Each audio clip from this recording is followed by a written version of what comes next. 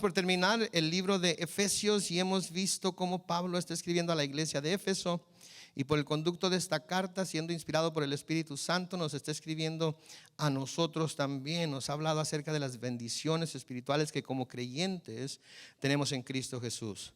Nos ha hablado acerca también del espíritu de sabiduría y revelación que Él desea que todo cristiano tenga y que todo cristiano de hecho puede tener, ¿verdad? En esa relación estrecha con el Señor, en esa relación estrecha por medio del Espíritu, ese espíritu de revelación y de sabiduría puede ser dado a nosotros y podemos nosotros hacer uso de Él, podemos hacer uso de su poder, de su fuerza para nosotros poder vivir una vida que complace al Señor, una vida que honra al Señor. Nos recuerda también en el capítulo 2 que somos salvos por gracia, por medio de la fe, no por obras para que nadie se gloríe. No hay nada que nadie pueda hacer para poder ser reconciliado con Dios. No hay nadie que alguien pueda hacer para poder estar en un estatus más alto con Dios o ser el preferido de Dios. Es todo por gracia, que es el favor de Dios para con nosotros, aun cuando no lo merecemos. No, thank you. También se nos dice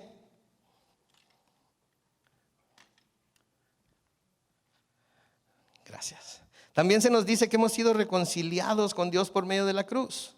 Sí, a veces tenemos nosotros la cruz y la tenemos por una, ¿qué será? Un símbolo, una reliquia, un collar, la ponemos en anillos, la ponemos en nuestra casa, la ponemos. Pero ¿saben qué? La cruz fue aquello que Dios usó para reconciliarnos consigo mismo por medio de Jesucristo. Entonces la cruz es algo extraño. A veces se me hace que la pongamos en joyería y que la pongamos en aretes y que la pongamos en todo tipo de cosas, porque si estudiamos lo que la cruz es un instrumento de muerte, ¿verdad? ¿Por qué no nos colgamos del cuello una silla eléctrica, ¿verdad? O una jeringa que simbolice la muerte por reacción química. No lo ponemos, no lo hacemos, porque son instrumentos de muerte, nos atemorizan, nos llenan de terror. Bueno, la cruz eso es lo que es. Lo que hace preciosa a la cruz, lo que le da valor a la cruz, lo que hace que la cruz nos atraiga tanto, es el saber que esa cruz era sobre lo que nosotros deberíamos haber sido clavados,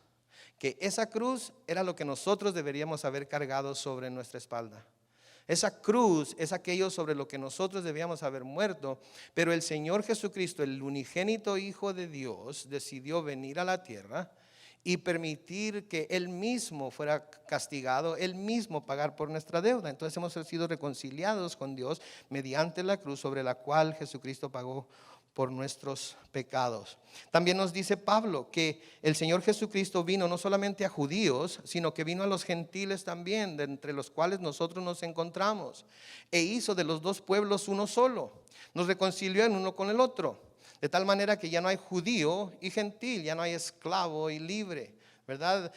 Todos somos en Cristo uno, todos somos igual en Cristo. Nos habla también del amor que excede todo conocimiento.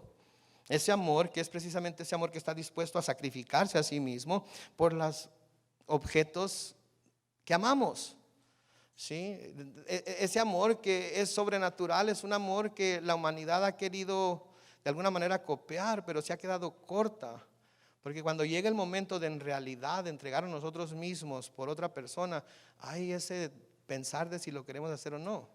Es un amor que mostraron los discípulos por Jesucristo cuando todos y cada uno de ellos, excepto Juan, tuvieron una muerte de mártir por su fe. Es un amor que Pablo mostró para con sus paisanos, para con los judíos, cuando dijo que él quisiera ser condenado con tal de que ellos se salvaran. Es un amor que se despoja de todo a sí mismo por la persona amada. Es un amor que excede todo conocimiento. También habló de la unidad en Cristo, de la nueva vida en Cristo, de cómo debemos despojarnos del viejo hombre y cómo debemos también ponernos el nuevo hombre. Nos habló acerca de cómo debemos andar en luz. Y nos habló de nuestras relaciones personales los unos con los otros. Debemos de someternos los unos a los otros. Nos enseñó a cómo debemos de comportarnos en nuestras relaciones personales en la iglesia, con nuestros cónyuges, con nuestros padres, con nuestros hijos, con nuestros patrones, con nuestros empleados. Y cómo debemos comportarnos como cónyuges, como padres, como hijos, como patrones y como empleados. Entonces, eso ha sido una enseñanza extensa y muy práctica acerca de lo que debe ser la vida del cristiano. Pero luego, si se dan cuenta, aquí en el versículo 10, dice, por lo demás. Por lo demás. A mí me hubiera gustado, no sé a ustedes, que cuando yo fui salvo, cuando recibí al Señor Jesucristo, el Señor me hubiera transportado inmediatamente al cielo para estar ahí con Él toda la eternidad y ya no tener ningún problema con el pecado, ningún problema con mi carne, ningún problema con el mundo, ningún problema con el diablo. Me hubiera encantado eso. Yo no sé a ustedes, ¿verdad? Somos salvos, nos vamos al cielo y como dice mi mamá, se acabó. Pero todos sabemos que no es así. Aquí estamos todos y cada uno de nosotros todavía. Dios tiene una misión para nosotros mientras estamos aquí en la tierra y debemos prepararnos para ello. Tenemos que prepararnos para hacer lo que Él ya tiene de antemano planeado que nosotros vamos a hacer. Porque saben que en nuestro caminar cristiano vamos a encontrar siempre día a día, paso a paso, oposición. Y a veces de los lugares de donde menos lo esperamos. Vamos a encontrar oposición. Tenemos una meta delante de nosotros y el enemigo de nuestras almas va a hacer todo lo posible por estorbarnos para que no lleguemos a esa meta. Vamos a tener que luchar para poder vivir para Dios y para poder cumplir sus propósitos. Porque como dice Pablo a los Corintios, ¿sí? Sin duda usted se acuerda en 1 Corintios 1, versículos 26 al 31, nos dice muy bien, pues mirad hermanos vuestra vocación, que no sois muchos sabios según la carne, ni muchos poderosos, ni muchos nobles, sino que lo necio del mundo escogió Dios para avergonzar a los sabios, y lo débil del mundo escogió Dios para avergonzar a lo fuerte. Y lo vil del mundo y lo menospreciado escogió Dios, y lo que no es para deshacer lo que es, a fin de que nadie se jacte en su presencia, mas por Él estáis vosotros en Cristo Jesús, el cual nos ha sido hecho por Dios sabiduría, justificación, santificación y redención. ¿Para qué? Dice el versículo 31, como está escrito, el que se gloría, gloríese en el Señor. Entonces, si usted no había entendido por qué fue que Dios lo escogió a usted, bueno, pues Dios lo escogió a usted porque no es muy sabio, porque no es noble, porque es necio, porque es débil. Y porque reconociendo que somos todo eso o no somos algunas de estas cosas, el único que puede recibir gloria, el único que puede recibir honra, el único que puede ser en realidad adorado por nuestra salvación y por el hecho de que vamos a estar en el cielo es Él, porque fue todo obra de Él. Sin duda recordamos los hijos de Israel después de que entraron en la tierra prometida, ¿verdad? Pasaron 40 años en el desierto, tuvieron luchas, tuvieron pruebas, llegaron al río Jordán. El Señor les dijo que cuando los sacerdotes pusieran sus pies en el agua, que el río se iba a abrir y ellos iban a pasar por tierra seca, iban a entrar a la tierra prometida. Si hubiera pensado entonces que una vez que entraron en la tierra prometida, todo iba a ser de nuevo. Mi mamá se va a hacer famosa después de que termine con todas mis predicaciones, porque ella dice, no fue una perita en dulce todo lo que tuvieron que pasar. Tuvieron dificultades, tuvieron que pelear contra gigantes, tuvieron que pelear contra pueblos más poderosos que ellos, tuvieron muchas luchas. Así también nosotros aquí en la tierra vamos a enfrentarnos a enemigos que a veces pueden ser muy poderosos. En lo que podemos encontrar consuelo es que así como con los hijos de Israel estuvo Dios, Jehová, para acompañarlos en todas y cada una de sus batallas, así también Dios está con nosotros para acompañarnos en las nuestras, y así podemos enfrentar a nuestros enemigos, que como ya dije pueden ser muy poderosos, y así podremos también nosotros, como los hijos de Israel, triunfar sobre ellos, y vamos a poder seguir caminando con Él. Entonces, esto es lo demás de lo que está hablando aquí Pablo. Por lo demás, hay mucho más. Algunos de nosotros tenemos 20, 30 años en el Señor, otros quizás 15, 10, otros quizás mucho menos que eso, pero aun cuando tienen poco tiempo han ya enfrentado ciertas pruebas. Entonces les dice en el versículo 10 una vez más: por lo demás, hermanos míos, fortaleceos en el Señor y en el poder de su fuerza. Una de las cosas que Pablo desea que los cristianos de Éfeso sepan, y de nuevo que nosotros sepamos también, es que Dios nos ha dado acceso a su gran poder, a su gran fuerza, para que podamos pelear contra los enemigos que vamos a enfrentar aquí en la tierra. ¿Se da cuenta usted? Tenemos acceso al gran poder y a la gran fuerza de Dios para enfrentar los enemigos que vamos a tener aquí en la tierra. Una de las oraciones que Pablo hace por los efesios la encontramos en Efesios 1, versículos 18 y 19. Lo puede ver ahí en su Biblia, en donde él está pidiendo que los ojos de los creyentes sean alumbrados los ojos de vuestro entendimiento, para que sepáis cuál es la esperanza a que él os ha llamado y cuáles las riquezas de la gloria de su herencia en los santos, y cuál la supereminente grandeza de su poder para con nosotros los que creemos, según la operación del poder de su fuerza. Dios nos pide a través de su palabra que hagamos grandes cosas. Creo que todos los que hemos estudiado la palabra y hemos visto tanto sus promesas como sus mandamientos, como aquello que Él requiere de nosotros, inclusive como cristianos, sabemos que no lo podemos hacer por nosotros mismos. Sabemos que constantemente estamos teniendo que luchar contra nuestra propia carne, con el pecado, con el mundo, con la cultura, con Satanás mismo, para no poner en práctica lo que claramente la palabra de Dios nos dice. Pero Él no nos pide que hagamos estas cosas y luego nos pide que lo hagamos con nuestras propias fuerzas. Todas estas cosas que Dios nos pide que hagamos tienen que hacerse con el poder de la fuerza de Dios. Y es cuando tratamos de hacerlas por nuestra propia fuerza que nos metemos en problemas. Porque lo que sucede es que decidimos, cuando vemos que es demasiado abrumador, cuando vemos que es demasiado difícil, decidimos que no vale la pena hacerlo, que el esfuerzo es demasiado grande, que el cansancio es demasiado para soportarlo, que no hay forma de que nosotros podamos vencer, que no hay forma de que lo podamos hacer. ¿Y sabe qué? Es cierto. Por eso debemos hacerlo en el poder y la fuerza de Dios.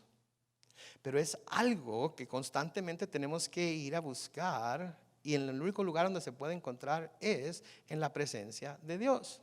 Si no estamos constantemente en la presencia de Dios buscando que nos llene de su poder, si no estamos delante de la presencia de Dios buscando ser fortalecidos por Él, entonces vamos a fallar, vamos a fracasar, vamos a tener más problemas de los que tuviéramos si estuviéramos en su presencia siendo llenos. ¿Cuándo le echan gasolina a ustedes a su carro? Cuando ya se paró y ya no quiere dar una vuelta más. No, en cuanto ven que ya llegó a la E de échale, ¿verdad? Van a la gasolinera y le ponen gasolina al carro. Hay algunos que lo ven a la mitad y lo quieren llenar. Caballeros, ¿no es cierto? No, ninguno de los caballeros que están aquí hacen eso, se esperan a que se acabe. O llegan y se estacionan en la casa y le dicen a la esposa: ¿sabes qué? Ya no tenemos gasolina, ¿ok? Si vas al Costco, llénalo, por favor. No podemos esperarnos hasta ese punto. Tenemos que ver que diariamente, acuérdense, somos vasos de barro y constantemente se está evaporando y estamos usando la fuerza que Dios nos da. Entonces diariamente tenemos que ir a ser llenos de ese poder, a ser llenos de esa fuerza. No esperemos que vamos a recibir hoy, en esta mañana, poder para movernos el día de hoy, y que este mismo poder va a acompañarnos a través de toda la semana y no vamos a tener que ir a postrarnos delante de Dios, no vamos a tener que abrir la palabra, no vamos a tener que meditar en ella, no vamos a tener que acercarnos a Él, y la siguiente semana vamos a venir en victoria. Digo, podemos decir que llegamos en victoria, pero muchos sabemos que es nada más aparentando la victoria, ¿verdad? Porque venimos más derrotados que... ¿verdad? Venimos con la cola entre las patas. A ver si Dios esta vez me llena. A ver si Dios está aquí, Dios está en todo lugar, Dios está dispuesto a llenarnos, pero tenemos que ir a su presencia. Tenemos que ser llenos constantemente. El profeta Isaías escribe en Isaías capítulo 40, comenzando con el versículo 28. ¿No has sabido? ¿No has oído que el Dios eterno es Jehová, el cual creó los confines de la tierra? No desfallece, ni se fatiga con cansancio, y su entendimiento no hay quien lo alcance. Él da esfuerzo al cansado y multiplica las fuerzas al que no tiene ninguna. Los muchachos se fatigan y se cansan, los jóvenes flaquean y caen, pero los que esperan a Jehová tendrán nuevas fuerzas, levantarán alas como las águilas, correrán y no se cansarán, caminarán y no se fatigarán. Noten lo que dice, los que esperan a Jehová. ¿Qué quiere decir? Que hay alguna banca por ahí en donde nos tenemos que sentar a esperar. Ok, Señor, haz llover tu poder sobre mí. Ahorita, aquí ya estoy. ¿Ah? No somos carros eléctricos, ¿verdad? En donde hay estaciones en diferentes. No, ¿qué tenemos que hacer? Tenemos que diariamente ir a buscar su rostro. Esperar en Él quiere decir que vamos a estar en su presencia, vamos a estar esperando que Él nos llene, que Él nos hable, que Él nos dirija, que Él nos guíe. Y cuando hacemos eso, entonces, como dice el versículo 29, Él da esfuerzo al cansado y multiplica las fuerzas al que no tiene ningunas. Entonces, si usted está cansado, si usted no tiene fuerzas para seguir en su vida espiritual, en su vida física, en todo aspecto de su vida, ¿cómo va a lograr cobrar esas fuerzas? ¿Durmiendo unas 2 horas más diarias? No, porque hay veces que dormimos mucho y nos levantamos igual o más cansados que cuando nos acostamos. ¿Por qué? Porque las fuerzas que necesitamos no es algo que el sueño pueda volver a darnos. Las fuerzas que necesitamos no es algo que podamos encontrar en el ambiente físico, es algo que debemos encontrar en el ambiente espiritual. Y cuando vamos a ese ámbito espiritual a buscar esas fuerzas, tenemos fuerzas para lo físico también. Me acuerdo de una historia que contaba el pastor Chuck Smith, que ya, como todos saben, está en la gloria, en la presencia de Dios. Hablaba de una noche en la que estaba durmiendo en un hotel cuando fue a una conferencia o alguna actividad de esa clase, y le tocó estar en el mismo cuarto que un hermano que roncaba. Y no se podía quedar dormido, no se podía quedar dormido. Y por más que movía al hermano, le decía, el hermano se pone. Los que duermen con gente que ronca, ustedes saben de lo que estoy hablando. Yo no sé porque yo no ronco y yo no duermo con alguien que ronque.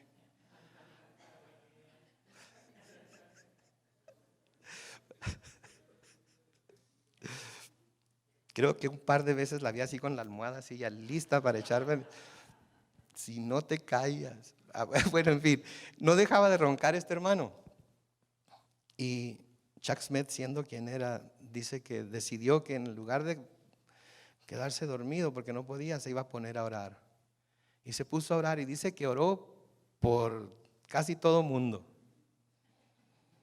Que finalmente como a las 2, 3 de la mañana pudo quedarse dormido, pero tenía que levantarse a las 5 porque la primera clase o conferencia que iba a dar iba a ser a las 7. Y dice que se levantó con una fuerza, se levantó con un poder, se levantó tan descansado que sentía que nunca había descansado como esa noche, y nada más durmió 3 horas. Pero ¿sabe qué fue lo que lo fortaleció? No fue el sueño físico, fue el estar en la presencia de Dios, orándole a Él. Porque cuando usamos nuestras energías, cuando usamos nuestras fuerzas para buscar a Dios, para buscar su rostro, para esperar en Él, saben que Él no va a olvidarse de nuestra labor de amor, porque Él no es injusto. Él nos va a fortalecer aún cuando no estamos pidiendo fuerzas para nosotros mismos. ¿Sabe que yo he tenido esa experiencia una y otra vez? Sí. Yo soy el que se encarga de poner todos los versículos para el pastor Brian cuando va a predicar en la pantalla. Yo los pongo en inglés y en español y todo lo demás. Y a veces me llegan sus notas como a las 11 de la noche. Y mi esposa no me deja mentir, hay veces que me acuesto a las 2, 2:30 de la mañana. Pero estoy viendo los versículos y estoy viendo sus notas y estoy pensando, wow, qué sermón tan hermoso, qué mensaje tan poderoso le ha dado el Señor. Voy a guardar estas notas porque y estoy pensando, meditando en lo que está haciendo. Y como yo traduzco sus sermones, estoy pensando, ok, aquí va a agarrar para este lado y aquí va a agarrar para el otro lado. Y finalmente puedo apagar la computadora y me voy a dormir dándole gracias a Dios. Y a las 6 de la mañana. Es hora de ir a la iglesia. Es hora de ir a servir al Rey. Es hora de ir a alabarlo. Es hora de ir a adorarlo. Es hora de ir a presentarnos delante de Él como un sacrificio vivo, santo, agradable. ¿Sabe que ese es el tipo de poder que todos podemos tener cuando nuestro principal objetivo es esperar en Dios, buscar en Dios? Ahora, no le estoy diciendo que se acueste el próximo sábado a las 2 de la mañana y luego se ponga a orar y luego, no estoy diciendo eso. Esa es la experiencia que yo he tenido. Lo que estoy diciendo es que cuando Dios es lo principal en nuestra vida, cuando Dios es aquello que buscamos de continuo, aun cuando no tenemos fuerzas, Él nos las da. Pero tenemos que estar cerca de Él, tenemos que acercarnos a Él. El Señor Jesucristo en Juan capítulo 15, los versículos 4 y 5, les dice a sus discípulos: permaneced en mí y yo en vosotros. Como el pámpano no puede llevar fruto por sí mismo si no permanece en la vid, así tampoco vosotros si no permanecéis en mí. Yo soy la vid, vosotros los pámpanos. El que permanece en mí y yo en él, este lleva mucho fruto, porque separados de mí, ¿cuánto? Nada podéis hacer. Hasta lo que queremos hacer se nos hace difícil. Dios pone cosas en nuestro corazón para que hagamos y tenemos toda la intención de hacerlo y nos levantamos y decimos: ahora sí, este día sí, estoy decidido, ahora sí. Pero no estamos conectados con la vid. No estamos recibiendo el poder que necesitamos. Entonces, cuando llega el momento de en realidad dar ese paso, cuando llega el momento de en realidad ponernos a hacer lo que nos propusimos hacer, no tenemos las fuerzas. No, mejor no, después. Parece ser que ahora tienen suficiente ayuda. Mejor no voy a decir nada. Mejor no voy a, que ellos me llamen. Cuando necesiten ayuda, ellos me van a llamar. No, se trata de estar siempre pegados a la vid. ¿Sí? Se trata de siempre esperar en Él, porque si no esperamos en Dios, si no permanecemos en Él, nos vamos a cansar. Nos vamos a cansar, nos vamos a fatigar. ¿Sí?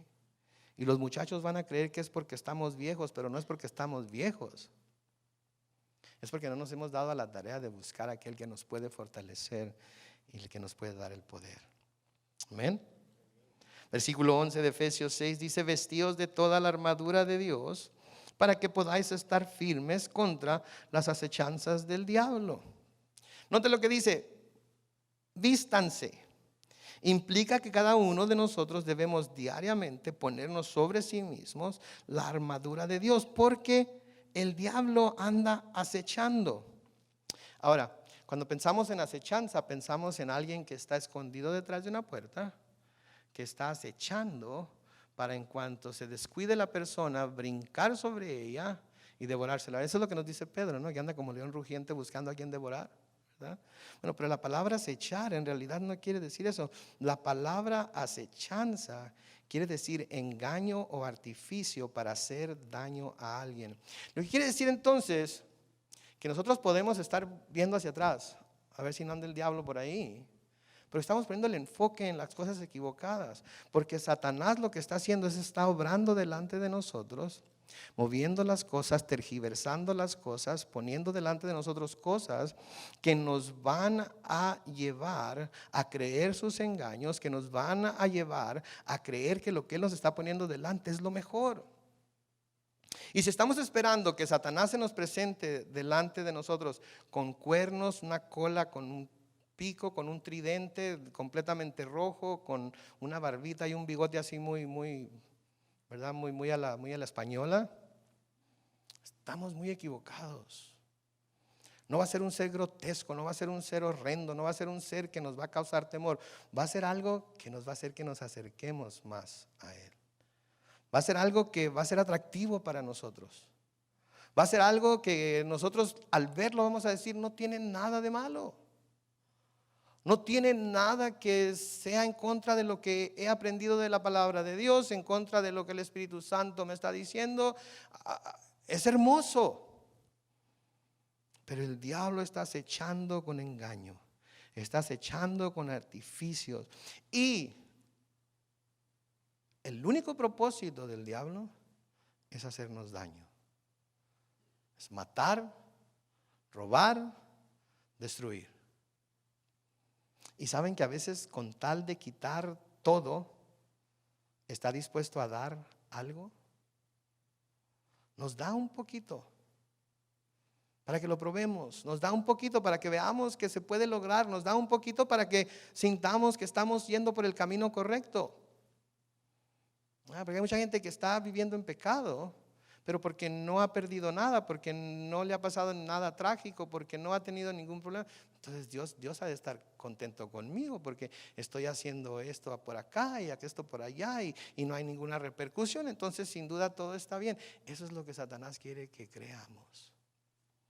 Pero tarde o temprano nuestro pecado nos va a descubrir y vamos a caer a uno de esos métodos que Satanás usa para tergiversar las cosas y hacernos caer en sus trampas.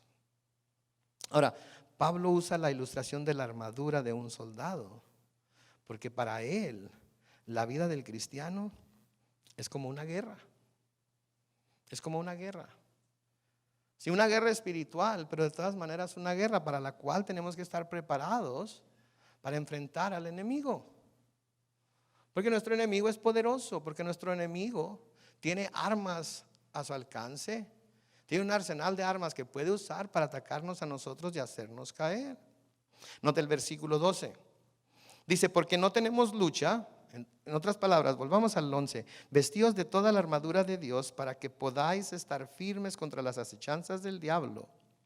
Porque no tenemos lucha contra sangre y carne, sino contra principados, contra potestades, contra los gobernadores de las tinieblas de este siglo, contra huestes espirituales de maldad en las regiones celestes.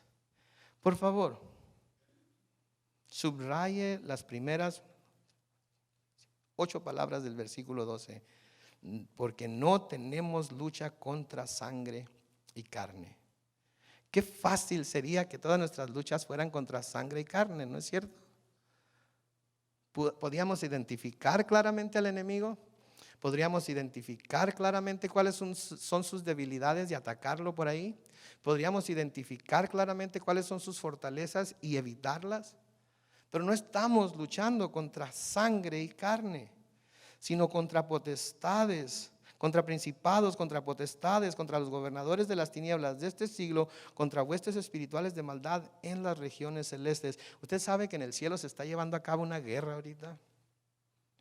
Que los ángeles de Satanás y los ángeles de Dios están luchando. Porque los ángeles de Dios quieren evitar que los ángeles de Satanás influyan al hombre, caigan sobre el hombre, arrastren al hombre a vivir una vida de pecado. Y esos mismos ángeles luchan por nuestra atención, tanto el uno como el otro. Todos nos acordamos de aquella caricatura de Porky Pig, ¿verdad? Bueno, los que tienen hermanos, ¿verdad?, mayores que miraban esas caricaturas, ¿verdad? Yo por eso las miraba, apenas si las entendía, cuando tenía 1 o 2 años. Y nos acordamos de esa caricatura en donde está un angelito de un lado y un diablito del otro. Y el ángel está diciendo a Porky que haga una cosa y el ángel está diciendo que haga otra. Y finalmente el diablo toma la arreola del ángel y lo ata con ella y no deja que siga haciendo nada, que siga hablando con Porky Pig. Bueno, pues esa es una manera muy simple de verlo, pero eso es lo que está sucediendo. Satanás y sus ángeles están constantemente luchando por nuestra atención y los ángeles de Dios están luchando por nuestra atención también. Y eso es lo que está pasando. Nuestra guerra no es contra carne y sangre. Y si nuestra guerra no es contra carne y sangre, entonces nuestras armas tampoco pueden ser armas que se puedan usar en contra de carne y sangre. Pablo escribe a los Corintios en 2 de Corintios 10, versículos 3 al 5. Pues aunque andamos en la carne, no militamos según la carne. La palabra militar lo dice todo. Porque las armas de nuestra milicia no son carnales, sino poderosas en Dios para la destrucción de fortalezas, derribando argumentos y toda altivez que se levanta contra el conocimiento de Dios y llevando cautivo todo pensamiento a la obediencia de Cristo. Si nuestra lucha entonces no es contra carne y sangre, nuestras armas no pueden ser armas que se puedan usar contra carne y sangre. Tienen que ser también espirituales. Entonces, pensemos en esto. Lo que esto quiere decir es que nuestra lucha no es contra las personas que nos persiguen, las personas que nos maldicen, las personas que nos ultrajan, las personas que quieren hacernos la vida de cuadritos, las personas que quieren hacernos menos, las personas que hablan mal de nosotros, las personas que levantan rumores acerca. No es contra ellos, sino contra quien está detrás de esas personas, instigándolas a que hagan lo que hacen. ¿Sí? A veces nos ponemos a pelear contra las personas, ¿sí? Les gritamos a ellas, les decimos a ellas, les reclamamos a ellas: si tú no fueras, si tú no hicieras, si tú no esto, si tú no lo otro.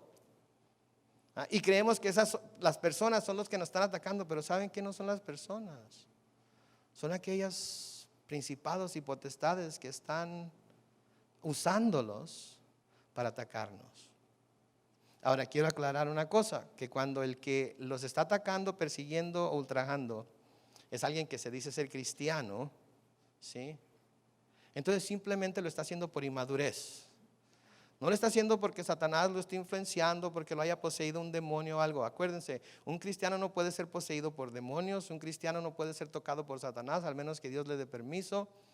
Un cristiano no puede ser influenciado por Satanás directamente, porque la palabra de Dios nos dice muy claramente que mayor es aquel que está en nosotros que aquel que en el mundo está.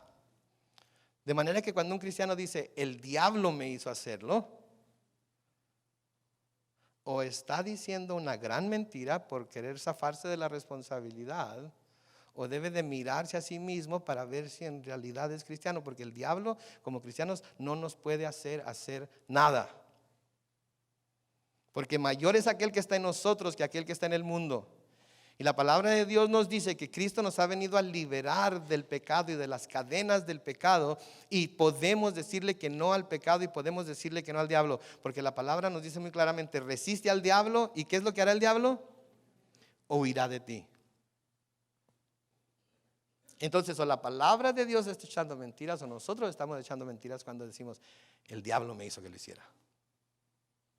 Yo sé que el diablo es poderoso, pero a veces se le da demasiado crédito al diablo. Le atribuimos más poder del que tiene sobre nosotros. Y tenemos que dejar de hacer eso, porque Dios es todopoderoso y Satanás no puede tocar a sus hijos.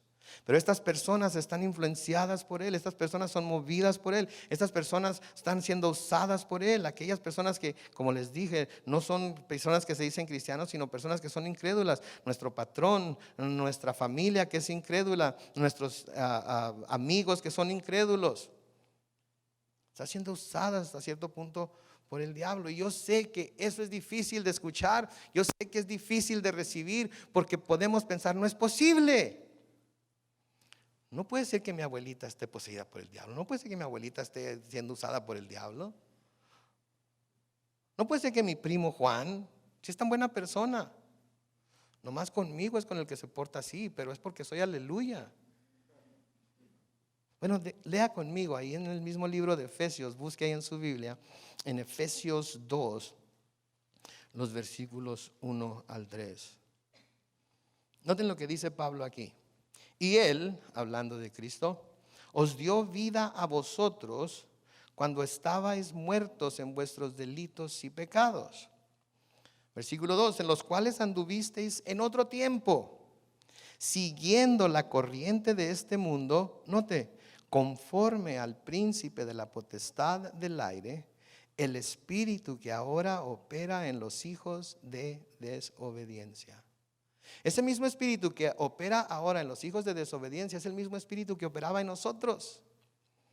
Difícil de creerlo, difícil de verlo, pero las cosas que hacíamos, nosotros decíamos, yo soy libre para hacer lo que a mí me da la gana, y puedo hacerlo y dejarlo cuando yo quiera. ¿En serio? ¿No ha habido alcohólicos decir, yo lo puedo dejar cuando yo quiera?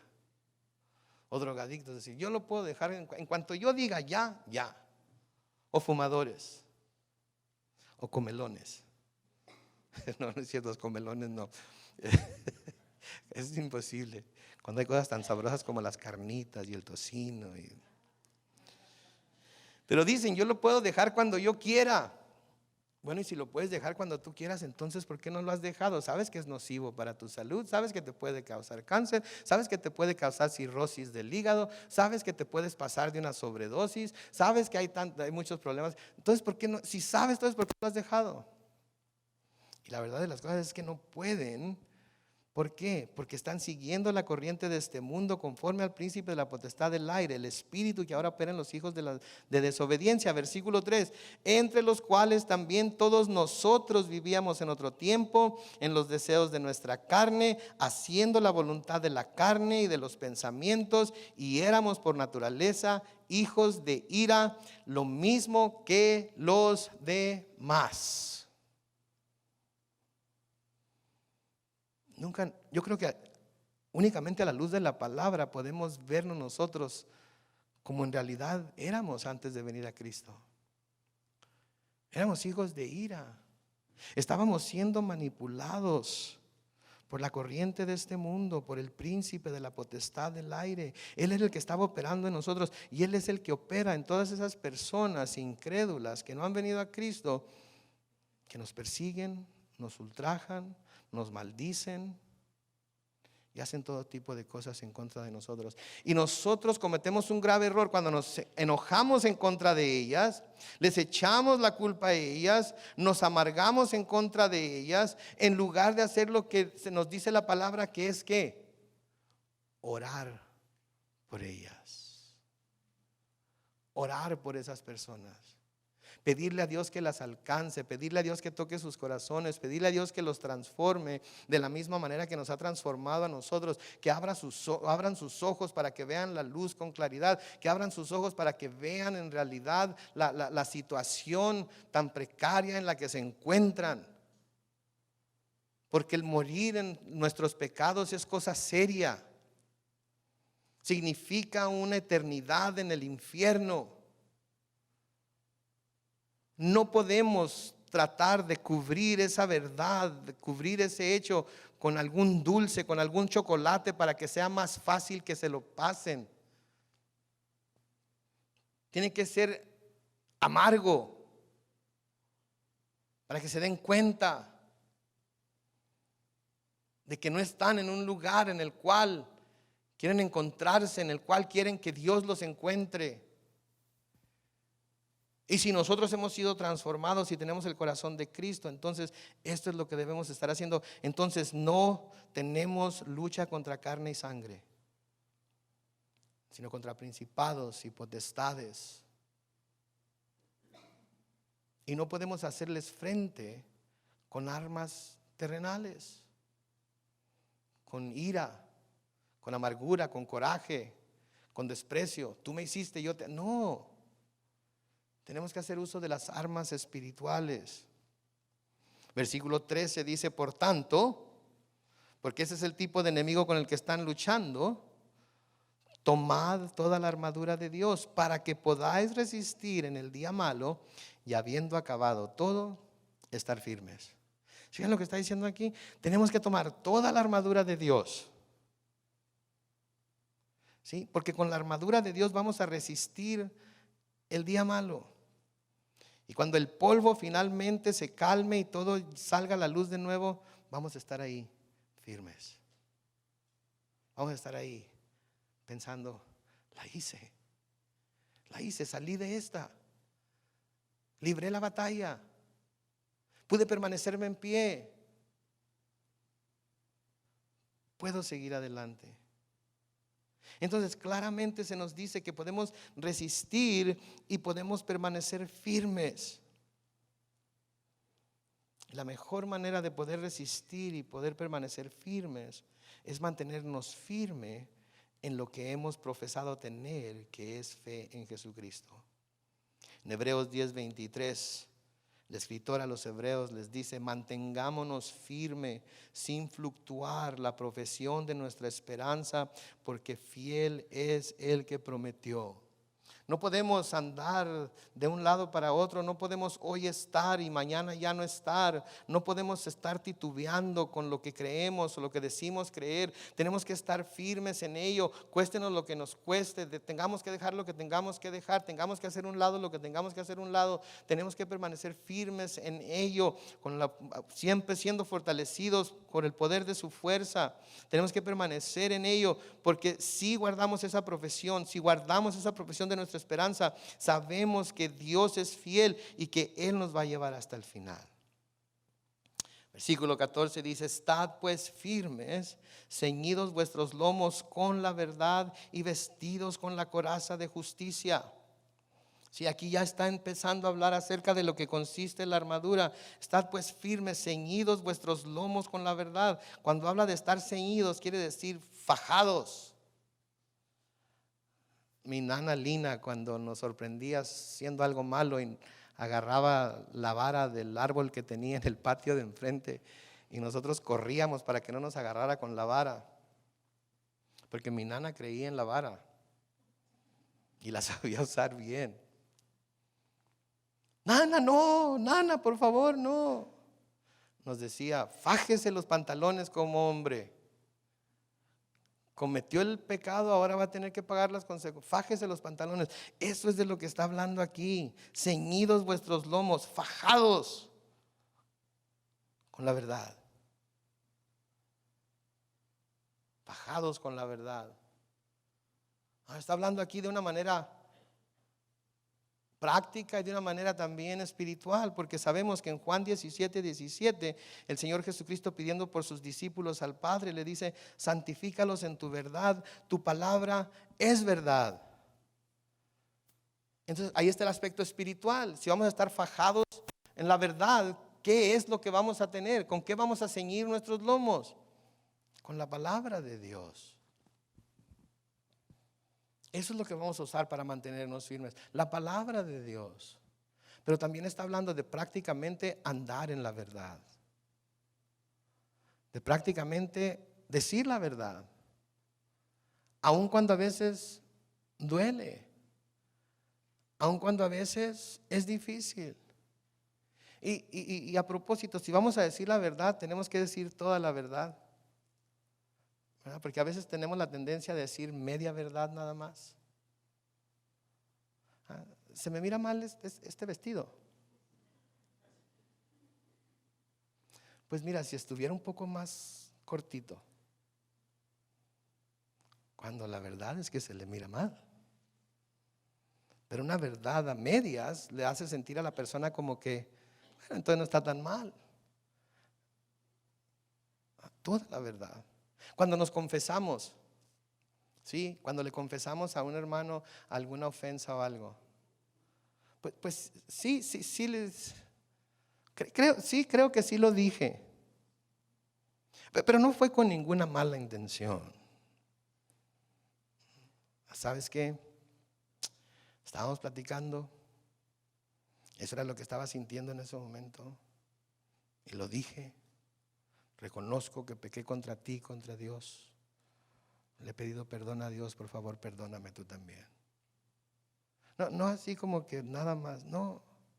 Entonces está hablando de la verdad de la palabra de Dios, en la que debemos de siempre estar ceñidos, pero también está hablando de practicar la verdad. Y luego dice: vestidos con la coraza de justicia. Una cosa que como cristianos debemos siempre recordar es que hemos sido justificados por Dios en Cristo Jesús. Por lo tanto, Dios nos ve a nosotros como justos. Y tenemos que recordar eso, que entre los ojos de Dios somos justos, porque Él nos justificó en Cristo. Filipenses 3, versículos 8 y 9 dice: y ciertamente aún estimo todas las cosas como pérdida por la excelencia del conocimiento de Cristo Jesús mi Señor, por amor del cual lo he perdido todo y lo tengo por basura para ganar a Cristo. Note el versículo 9: y ser hallado en Él, no teniendo mi propia justicia, lo cual Pablo sabía que no tenía, que es por la ley, sino la que es por la fe de Cristo, la justicia que es de Dios por la fe. Dios nos ha hecho justos. El cristiano es justo delante de Dios. El cristiano ha sido justificado delante de Dios. Y como cristianos debemos de siempre reconocer y tener eso en nuestra mente, porque Satanás siempre va a querer venir y acusarnos y decirnos: ¿en realidad crees que Dios ha justificado esto que hiciste en el 2001? ¿Esto que hiciste en el 1996? ¿Esto que hiciste en 1984?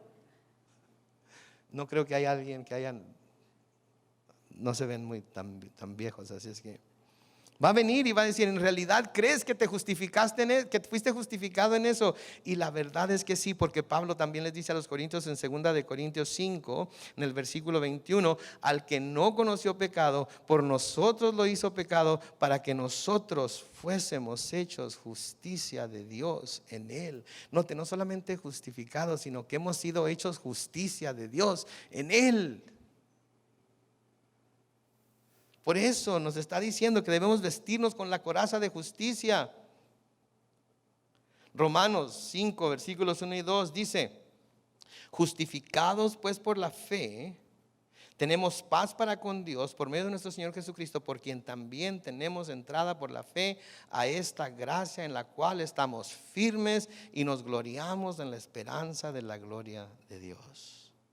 Entonces, porque hemos sido justificados, buscamos hacer siempre lo que es justo para así honrar al que nos ha justificado.